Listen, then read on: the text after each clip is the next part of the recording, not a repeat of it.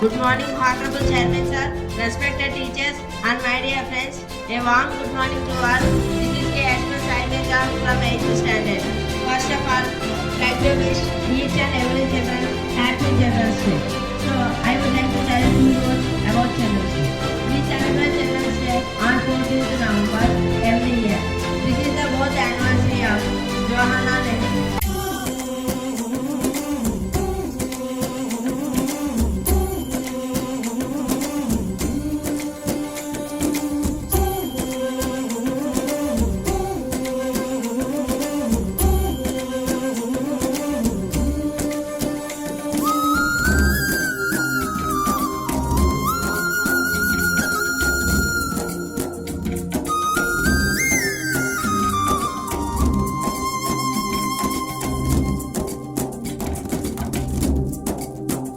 అనుకున్నావా? Third surprise ఉంది, చూస్తే షేక్ అయిపోతాం. చూడు.